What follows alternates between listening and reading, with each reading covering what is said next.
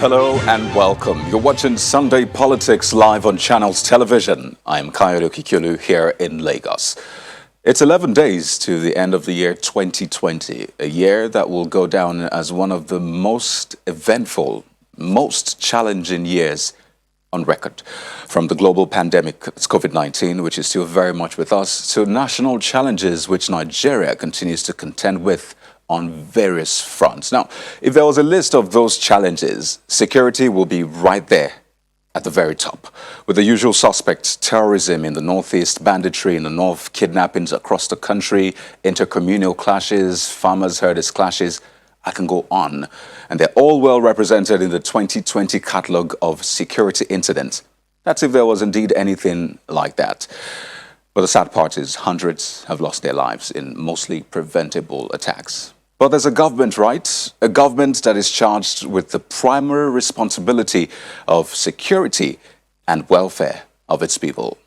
Mr. Femi Adesina is a special advisor to the president on media and publicity. He joins us tonight on the program from our Abuja studio. Good evening and thank you for joining us on Sunday Politics. I mean, it's not news that we're faced with a security challenge, that we're fighting on various fronts. But let me begin by asking you, just what is the presidency's thinking at this time regarding the security situation in the country?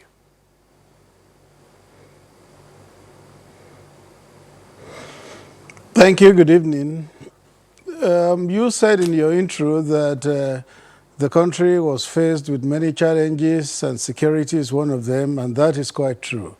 You must also have listened to the president on Thursday after those schoolboys in Katsina were retrieved. And he said, yes, security was crucial, and he was concerned about the security situation in the country, and the government will continue to work at it. Security is paramount, is central to every other thing. Economic development, socio-political development, every other thing will all revolve around security. So the government is aware of that, and it is work in progress. Well, following the release or the rescue, whichever one, of those boys, the government took credit, as you would expect, and spoke highly about the security agencies, the government's resolve to fight insecurity. That was the term that was used. So in that light also, we've seen that there are security challenges. Is the government also taking responsibility for those failures in securing the nation? It goes without saying. It really goes without saying, because our Constitution says that the security of lives and property is the responsibility of government. So when we succeed, government takes the credit. When things fall short, of course, government is also responsible. It goes without saying that the good and the bad are both taken by government as they come. Just to be clear, is the president, the government admitting failure regarding securing lives and property and ensuring welfare? Well, there's no government that does not fail. All over the world. There are breaches everywhere, all over the world. There is no government that does not fail at one time or the other. Even at the individual level, I'm sure one time or the other we have failed before. But did we remain down? No. My enemy rejoice not over me if I fall. If I fall, I'll rise again. So there are times of falling and there are times of rising. When government fails at certain points, it takes responsibilities, it appraises what has happened, it learns lessons from it, and it moves on. Well, Mr. Adesina, I'm still trying to get this clear because my question was quite simple. A yes or no question. Is the government admitting failure? That was what I asked. So I'm not talking about other governments. I'm talking about this government in particular. Is the government admitting failure in that regard? That would not be a fair question. It would not be a fair question at all. And if you are a citizen, bona fide citizen of this country, you will not be talking of failures. Rather, you will be applauding successes. And where there are failures, government should learn from it, tighten the situation, and move on. We don't have to dwell on failures. No, no. We just learn lessons from failures and we move on. Mr. Additional, if you had answered my question, which was straightforward, I wouldn't have to ask it over and over again, so we can move on to other issues. You have said, yes, the government can take the credit for the successes. And I asked about the failures, and I'm just asking straight and clear, is the government admitting failure? I'm sure in your life at a certain time before you have failed. Now, did you dwell on your failure, or you dusted yourself up and moved on? You don't dwell in failure. That's why I quoted that scripture I said earlier. My enemy rejoice not over me if I fall. If I fall, I'll rise again. So at one time or the other, at the individual level, at the national level, at the state level, at the corporate level, there are failures. But we don't dwell on those failures. We learn from them and we move on. So that your question is neither here nor there.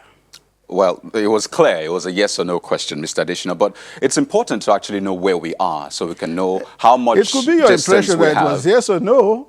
Well, Mr. Additional, it was a yes or no question. But let's talk about, other issues, because it's important to know where we are right now so we can understand how to move on from there. And let me ask you, what is the target really? What is this government's target regarding security? What is your minimum standard? How do you measure whether you have done well or not when it comes to securing this nation?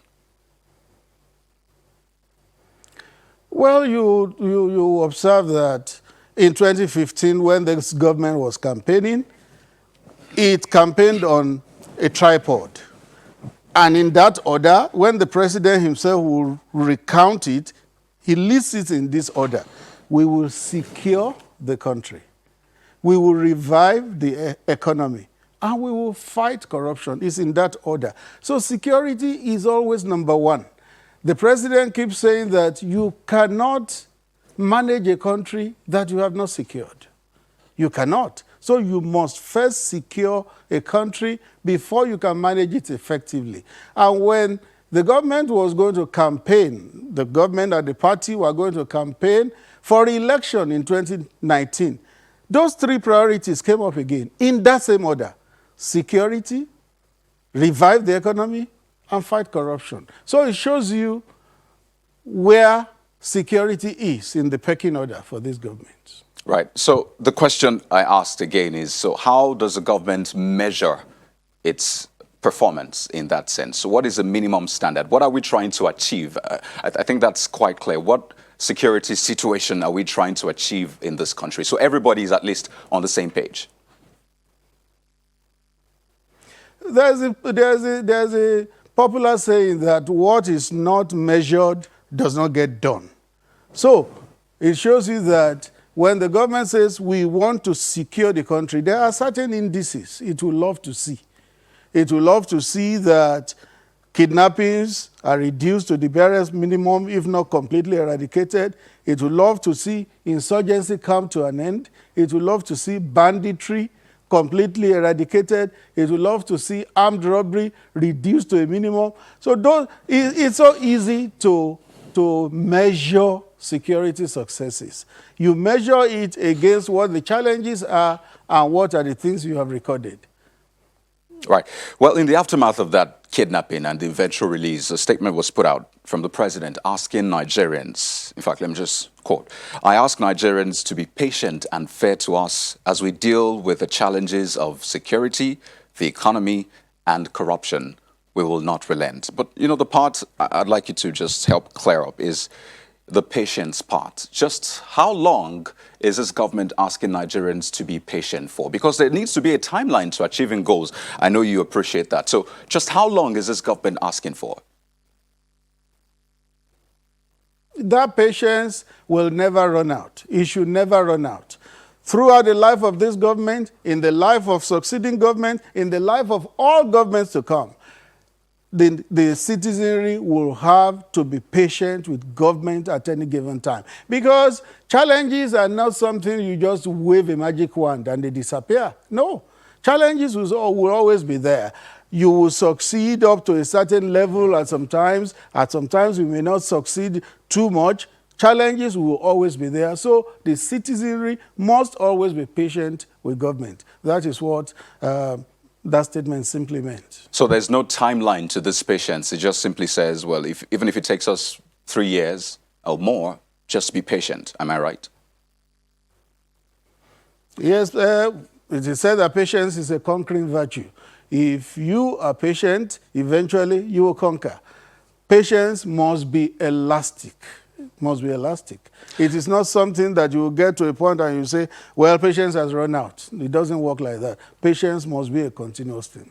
Well, Mr. Additional, you do know that there's that expression that people run out of patience, which is what you just used. But you know, while that patience lasts, lives are being lost. I mean, I'll chronicle some of the security issues we've had just in this past 3 days for you in a moment. But still on that issue of patience, because a lot of Nigerians have been patient with this government from 2015 up till this moment. And they just want to know, just how long do you want us to wait for? And you know that a goal without a timeline is not really a goal. So again, is there a timeline to this? Or, like you said, people should just keep waiting? No, you make it sound as if when the citizenry is patient, then it is doing government a favor. No, it is not like that. It's our country. It's a symbiotic thing between the citizenry and the government. It's not that the citizenry is doing government a favor by being patient. No, it is that we are doing the right thing in our country, for our country, when we show patience and understanding to government. It's in our collective interest. You know that the responsibility and purpose of government is to ensure security and welfare of citizens. It doesn't say the other way around, the responsibility and purpose of the people. It's the government. So the people actually being patient. That's why the government asks for patience, because it needs people to be patient. And again, I know you appreciate this. I know you gauge opinions of Nigerians, and they are watching tonight just to get a sense of this is what we're doing, this is how long it will take from the government. So maybe another chance to ask you, how long? No. There are certain things in which you don't have control of all the variables. If you don't have control of all the variables, you don't then begin to give timeline.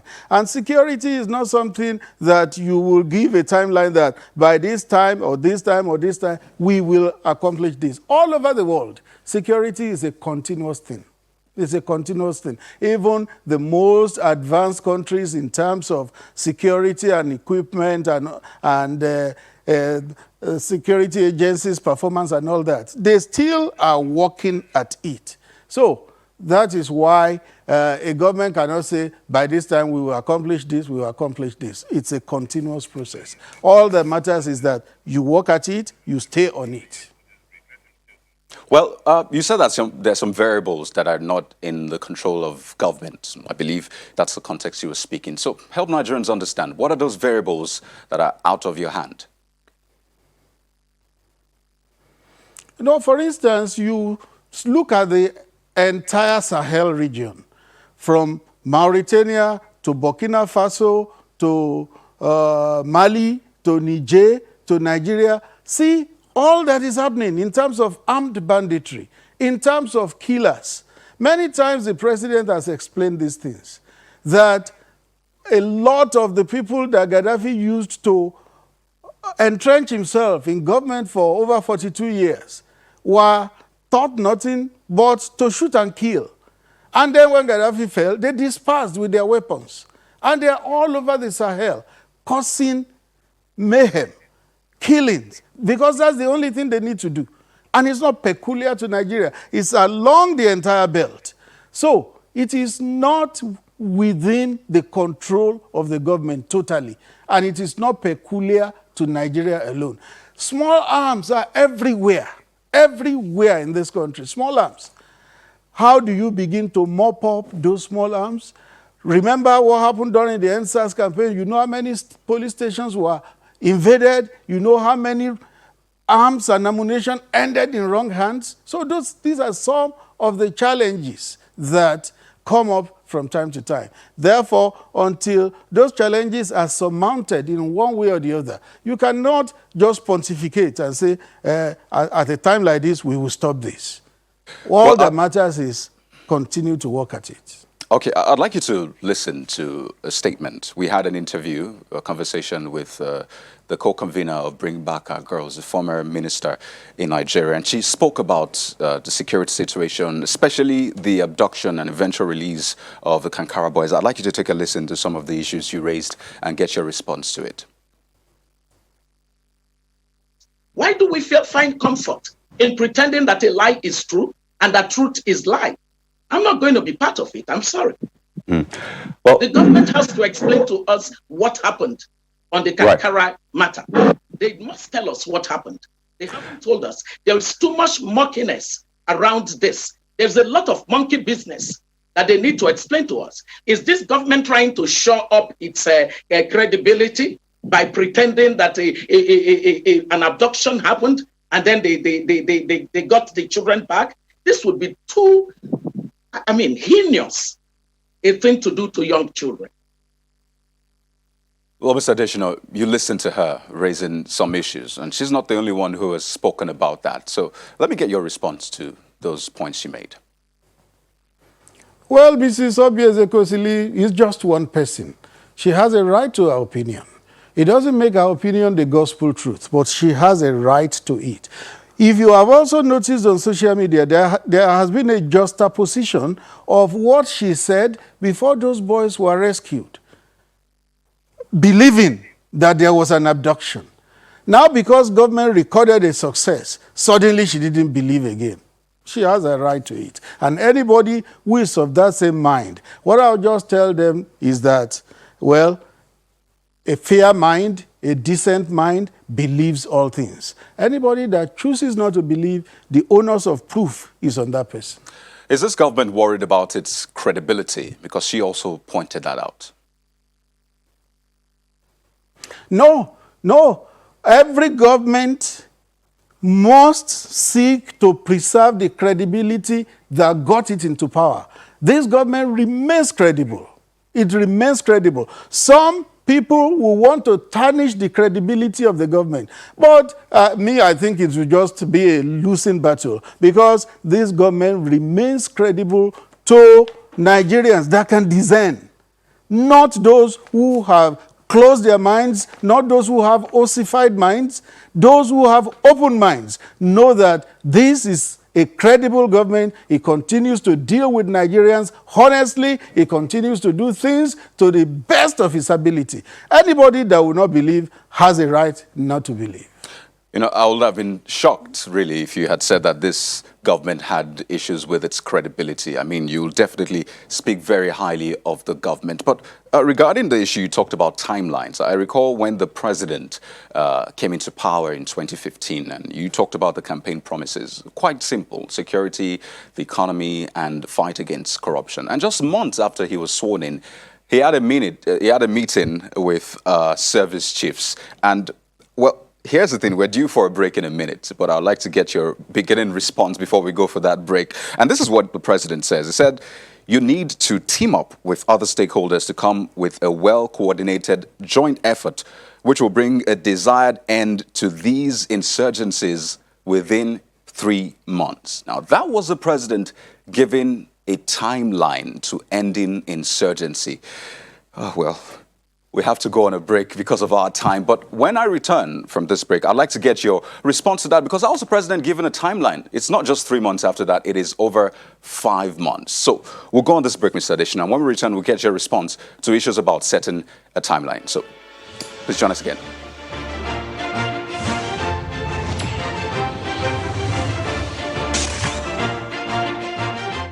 Welcome back to the program. Let's rejoin Mr. Femi Adesina, Special Advisor to the President on Media and Publicity. Thank you for your patience on the program. So I set that background before we went to break.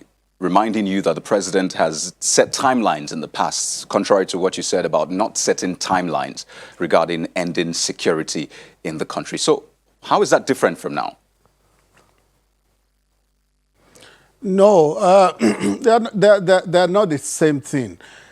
Earlier, we were talking about the whole gamut of insecurity. Everything: banditry, insurgency, kidnappings, armed robbery, communal clashes. And I told you that it would be difficult to set a timeline when all these things will be accomplished. I said it will have to be work in progress. Even the best countries in the world in terms of security, security still remains work in progress. Now, when the president gave a timeline for insurgency to end, it was also good. Because anything you do in life, if you don't keep a certain target ahead of you, it may be difficult for you to accomplish it. It's like when the prophet said, write the vision upon a table and make it plain, so that he that reads it can run with it. If there was no vision, nothing written, nothing made plain, what do you run with? So when he told the military, end this thing in 3 months, it was very good. It was a target, it was a timeline, which the military tried to meet then. Because you will see that at the end of that period was when we also had the saying that the insurgency had been technically defeated. Technically defeated. In that, to a large extent, its back was broken. Before then, the insurgents would seize territories, seize lands, hoist their flags, chase emirs from their palaces, begin to administer those territories and all that. After that period, it was not happening again. Hence the saying that it was technically defeated. But then we know that after that technical defeat, a mopping up process was needed. And that mopping up process was as important as the time of the shooting war itself. So we are still in that time of mopping up. You can't compare what is happening now to what was happening at a certain time. Things are a lot better. Ask those in the Northeast. They will tell you that things are a lot better. But is it over? No, it is not over. Shakespeare said, we have only scourged the snake and we have not killed it. The snake is scourged, but it needs to be decapitated eventually. Well, Mr. Additional, on Thursday, bandits attacked the convoy of the Emir of Kora Namoda along Zaria Funtua Road, killing 3 policemen and 5 others. That was on Thursday. On Friday, residents of Maiduguri were thrown into panic following the killing and abduction of several travelers along the Maiduguri-Damaturu Expressway in Borno State. That's on Friday. On the same day, a female suicide bomber on the night of Friday reportedly infiltrated Kaimari, which is a remote village in Borno State, instantly killing herself and 2 men as her bomb detonated. On Saturday, that's the next day, 7 people were killed in what security operatives described as reprisal attacks in Kara and Lere local government areas of Kaduna State. But the sad part was just a few days earlier, I think 2 days after or before that, 7 people had been killed. That's on Saturday. Also on that same Saturday, the Edo State Head of Service, Anthony Okungbowa, was kidnapped in the evening of that Saturday. Today, Sunday, which is meant to be a day of rest, right? Gunmen stormed Madaka village in Rafi local government area of Niger State, killing at least 3 people. I just went back 3 days, and I didn't even chronicle all the security incidents that happened in just the space of those 3 days. So in that light, would you still say things are better? Yes, because there are times, a week, 2 weeks, even a month, you don't have all these things happening. There was a time in the immediate past when they happened daily, several times. You talked of one bombing within those 3 or 4 days. There was a time in this country when bombs went off like firecrackers every day. There could be 5, 6 bombings in one day. Now you can have 2, 3 months with no single case of bombing. Let's be thankful for small masses. Any masses we receive, let's be thankful for it. And let's not dwell on negatives alone. Life is taking the rough and the smooth together. So we see times when things go on for days, for weeks, with no negative development. Let us emphasize those ones. Not when you have 3 days, 4 days, when they come together like that, and then you want to make it appear as if that is the constant in the country. We know that that is not the constant. There are challenges, they are there, but that is not the constant in the country.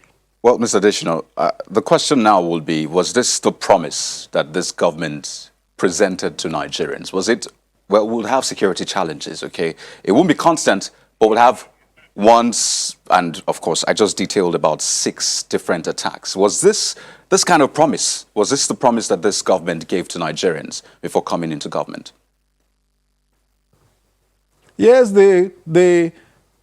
before coming into government, they were not a government then. They were aspiring to go into government. So when they were campaigning, they said, yes, we will secure the country.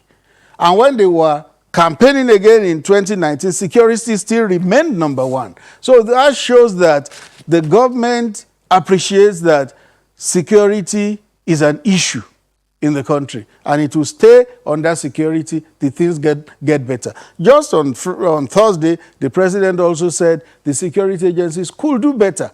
So that means he has what he wants to see in the country concerning security. And until we get to that point, he wouldn't say no, he wouldn't say the job is accomplished. Okay, Mr. Additional, just a moment. We're being joined by Mr. Kabiru Adamu, who is a security expert. He joins us virtually this evening just to get another opinion to the security situation in the country. Well, thank you for joining us on Sunday Politics. I believe you have listened to Mr. Additional's submission, his, well, sort of telling us how he thinks the government has fared regarding security. But from where you sit, really, I just detailed some of the attacks we had in recent times. How would you rate the government?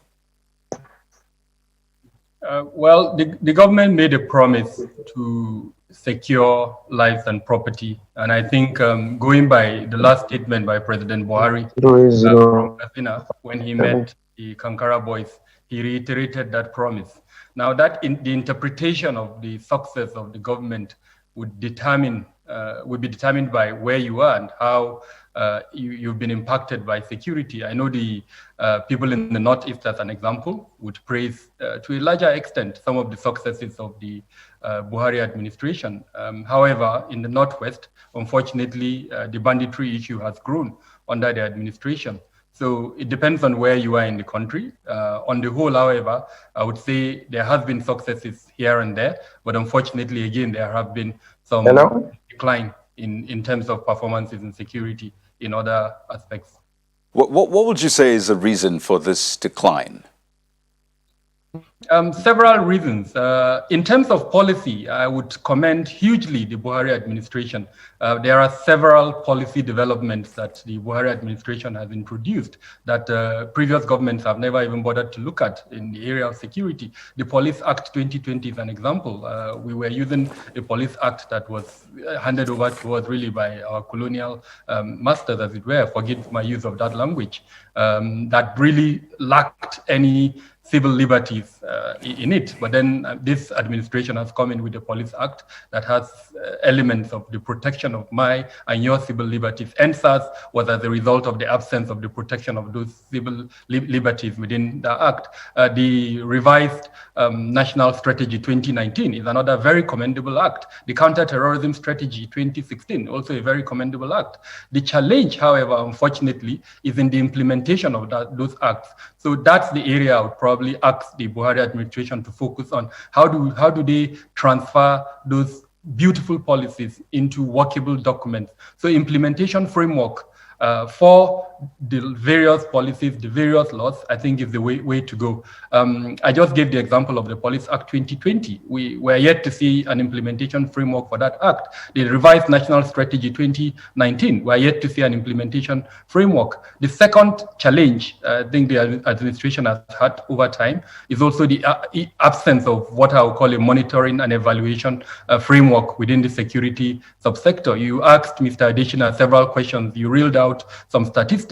Now, those are the kind of things I would expect to see if Nigerians would see any performance improvement in terms of security metrics that would tell us, for instance, kidnapping in 2020 was 100 in the Northwest, but by 2021, kidnapping has reduced to probably 15. So I'm hoping that going forward, the government would introduce those aspects. And then lastly, the issue of corruption. There is a lot of perception really that security is one blind area where auditing and other measures that will reduce corruption are completely lacking. So people see the security sector as a basket case where you drop money and then the money just whittles away whatever it's done with. So I'm hoping to see that measures will be introduced within the security sector that would provide some semblance of performance measurement that would allow us to gauge when monies are sunk into that sector, how are those monies being used. Mr. Adamu, stay with us. Controversial security fund. Mr. Adamu, nobody ever bothers to if ask you can hear me, questions, Mr. how those monies being spent. We know that, as an example, security is in the Mr. Adamu, list. I don't want us to lose trail of some of the points you're making, if you can hear me. So those areas, I think, are areas that this government can improve upon. Okay. Just a moment. Hang on, Mr. Adamu. Let me get Mr. Adesina's thoughts to some of the issues you have raised as we wind down on this particular segment. But add to that, really, because with the rescue of these boys, Kankara boys, the call for the rescuing of the Chibok girls, or Chibok ladies now, women as the case is, and Leah Sharibu has again come up. And the question a lot of Nigerians are putting to the president is, well, with this will that was shown in rescuing the Kankara boys, is the president still actively working towards the release of the Chibok girls and Leah Sharibu? Thank you. If you have followed what the president had said over the years and the months about the balance of the Chibok girls and Leah Sharibu, he had always said, whatever it takes to get the remaining girls, government will do. In the early days of this administration, the president even said, if it means paying to get them back, he will pay. How else would he show his commitment to getting them back than that? But one thing we must not lose sight of is that Chibok happened under a previous administration. And what was generally agreed then was that there was some delay in tackling that abduction. So the trail was cold by the time government even woke up to the reality that there was an abduction. But Mr. Adesina, when last did you hear the president? There was Dapchi. Mr. Adesina, just when last did you hear the president speak about trying to negotiate or at least anything about the Chibok girls or Leah Sharibu? Do you remember when last the president spoke about that? It depends on if you are talking about his public statements or what he says to those of us that work with him. I know those of us that work with him, when talks go to that area, the president from time to time always says, whatever it takes to bring the balance, using his word now, he says, whatever it takes to bring the balance of these girls, the government will do. Well, Mr. Femi Adesina, would like to thank you so much for sharing your thoughts with us on the program, and we wish you the very best. Thank you. Well, let's rejoin Mr. Adamu. You've talked about policies really regarding security, but when you look at what is on ground, some of those attacks I detailed happening in the past 3 days, you see a disconnect. So for the people who experience these security challenges on a daily basis, they don't quite care what the policy is. They just want safety. They want to feel secured. But so far, that has remained elusive. So looking at this, really, is this the best the policies can do?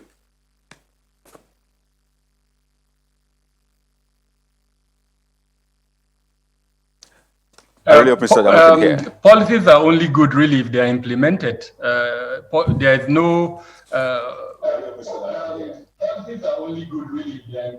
please go ahead. Don't mind the feedback. Just if go you ahead. have a beautiful policy and you allow it to just lie there and it's not useful to you in any way, then unfortunately that policy is not useful to you. And that's why I talked about implementation frameworks. I want to see a situation where the implementation frameworks for all of these policies are brought forward, and so that the ministries, departments, and agencies that are involved in security understand their role. And then more importantly, in implementing national security, one key element is the involvement of the average citizen, every Nigerian. So when you have those implementation framework, the average Nigerian will understand what these policies are about, and they would be able to support it. We hear the common saying, security is everybody's business. But how can security be everybody's business when people don't understand what we're driving at? I gave the example of the National Counterterrorism Strategy. It recognizes the role of every Nigerian in its implementation. But frankly, very few people are actually aware of the existence of that document. And so I agree with you that if people don't see the results of those policies, then they will continue to ask the question, why is there no improvement in security? But having said that, if you look at that high end, the strategic level, then yes, this government has done a lot in terms of improving security at that level. Well, does it concern you or does it bother you? Because that's one of the things we spoke about in our conversation with Mr. Additional. Does it concern you that there are no timelines, as it were? Because I try to ask time and again, is there a timeline to ending the security challenge? How important is having a timeline, especially when the government is asking Nigerians to be patient? Just how important is that factor? How important is having a timeline, especially when the government is asking Nigerians to be patient? Just how important is that factor?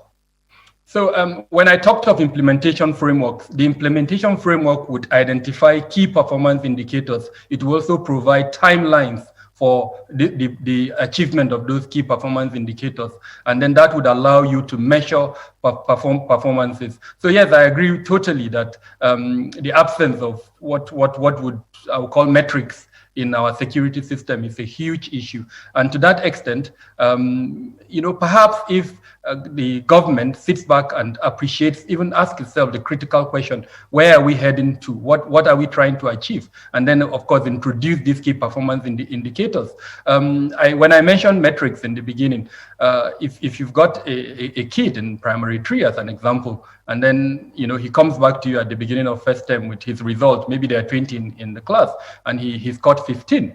And then by second term, he scores 10. And then, of course, by first term, he goes maybe number 1. You would know that his performance is increasing. But if it's reversed the other way, then he's declining. And that's what I think is missing in this regard. Okay. Mr. Adamu, let's do this. Let's expand the conversation further. There is clear non-performance. Then, of course, the leadership of that particular organization would now have to be accountable. So, for instance, Mr. Adamu, if you can hear me, I'd like us to expand this conversation because of our time. So, pardon me for butting in, because there's always that question about how did we get here? And naturally, what will follow is how do we get out of this, right? Well, we're being joined this evening by Dr. Usman Bugaje, who's a political historian and former member of the House of Representatives. Just also give us some fresh perspectives on how we can navigate through this murky waters of insecurity. Good evening, and thank you for joining us on Sunday Politics. Now, we've talked largely about the government's performance regarding security, or you could say insecurity.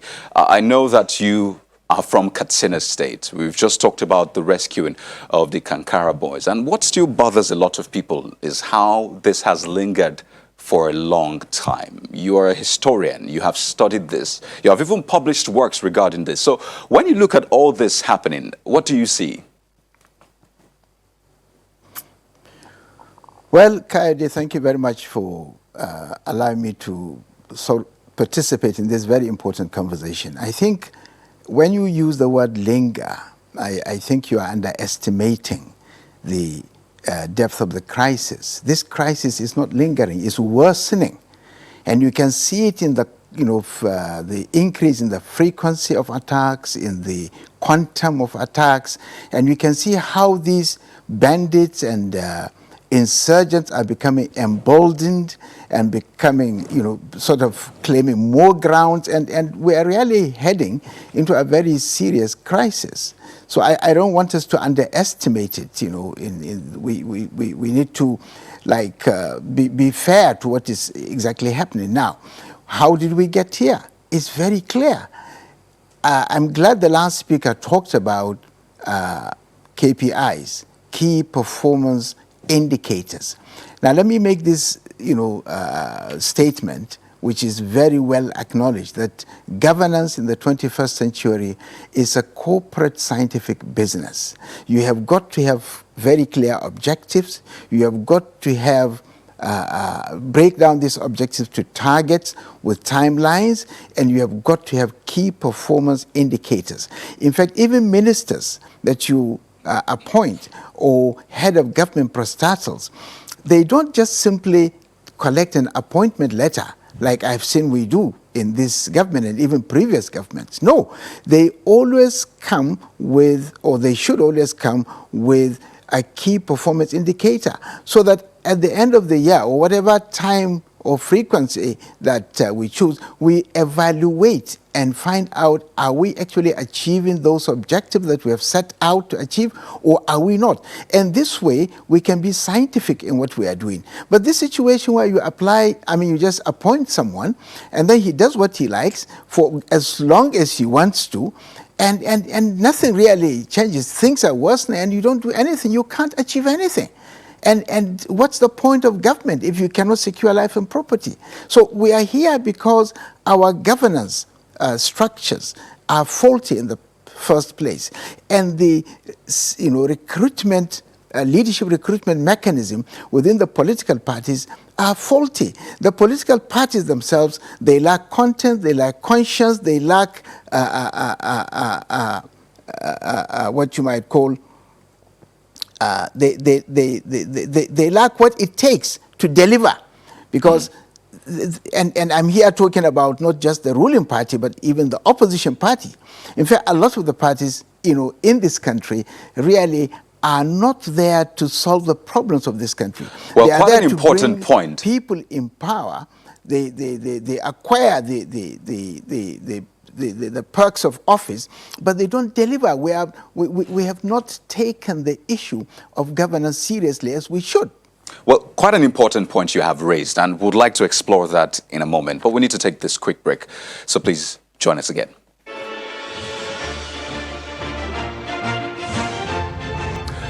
Hey, welcome back to the program. We're in our concluding moment, the final lap, you can call it. And still joining us on the program is Dr. Usman Bugaje, political historian, as well as former member of the House of Representatives, joins us from our Abuja studio, as well as Mr. Kabiru Adamu, a security expert. Well, Dr. Bugaje, just before we went on that break, you touched on the issue of governance. Well, you talked politics and then led into governance. It's hard to separate both.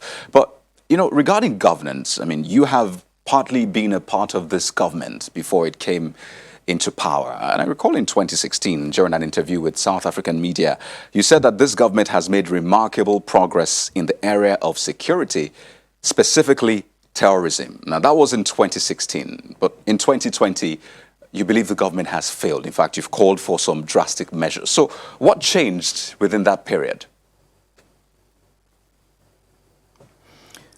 Well, Kayode, is everybody's knowledge now. Immediately this government came, they took measures, things improved. But it didn't last long, and it wasn't sustained. And what has happened thereafter is that things have deteriorated to a level that was inconceivable at that particular time. And that then speaks to the fact that this government has no particular government or governance framework, meaning they were not evaluating their performance. They were not making the necessary inputs that they have to make. In fact, they were not prioritizing competence in both their appointments and in the way they have sustained the security structure. There has been a lot of calls that they have to change the structure because the structure is not delivering anything. In fact, we are getting into far more serious situation than before they took over. Because when they took over, the major security challenge was the insurgency in the northeast. And now we have got the banditry in the northwest that has basically taken over a good part of the northwest and the north central, other parts of the country. So certainly it shows that they have lost grip very early. And they have lost grip very early, among other reasons, is the fact that they have not prioritized competence. Their appointments appear to be based on loyalty rather than competence. And when you appoint someone and he doesn't deliver, the next responsible thing for you to do is to get him out of that place and bring somebody more competent, because you have a target.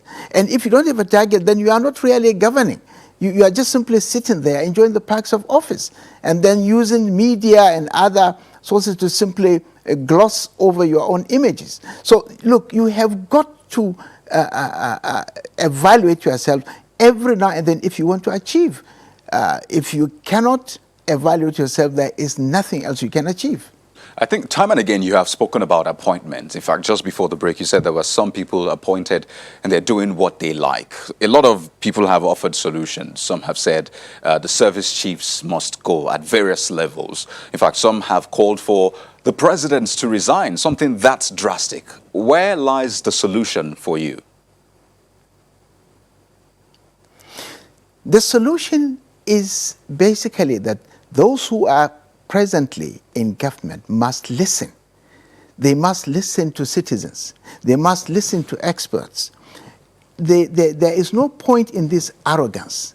You claim you know everything and you are not delivering. For goodness sake, if things are worsening, you should listen. If you cannot engage and you cannot be accountable, there is no point for you to remain there. This is a democratic dispensation. It's not a military dictatorship. It is not some kind of slave plantation where the slave master can do as he wishes. Look, we have got to, and we have got institutions of government that are supposed to check and balance the executive. They are not doing their job. They have called for resolutions. These resolutions have been ignored by the executive arm of government, and they are sitting down there doing nothing, like lame ducks. So if this system is not working, then they are basically inviting citizens to pour out on the street. Because if experts speak, civil society leaders speak, the institutions of government that are supposed to check and balance the executive arm of government speak, and the president and his team have chosen to ignore everybody and to do as they wish, then certainly what they are saying is that, well, do your worst, kind of. So they must engage. They must come out. Why did the president visit the parliament? To explain. Why should he not? It's not a constitutional matter. It's a moral obligation that he owes this country. So why should he not? If the president cannot address the parliament, then they should tell us the president cannot address the parliament. Then what is he doing there?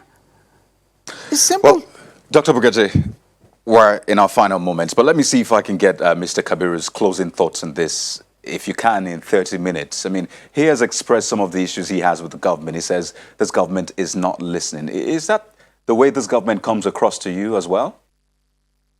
No, not at all. He's my elder. I respect him a lot.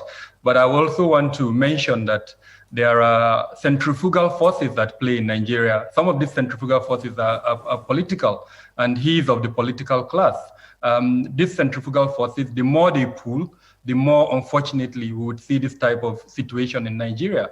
I think, if anything, we should join hands with the government. When I hear government, I ask myself, are we referring only to the federal government? Are we denying that at the state level, there are huge issues too that need to be addressed? So I think these centrifugal forces, including the political class, would need to realize that our desperate nature and the uneasy existence that sustains in Nigeria is further pulled apart by stance like Well, the type Mr. that I'm Damu, hearing. It's that will be time for us expanding to our conversation appreciate into the talk about giving states more power when it comes to security, but we're out of time. But the good thing is this conversation continues. I'd like to thank you so much, Mr. Kabiru Adamu, security expert, as well as Dr. Usman Bugaje, political historian and former member of the House of Representatives. Thank you so much for sharing your thoughts with us on the program. Well, that's our show for tonight, everyone. Many thanks for watching. I'm Kaido Kikilu. Enjoy the rest of your evening.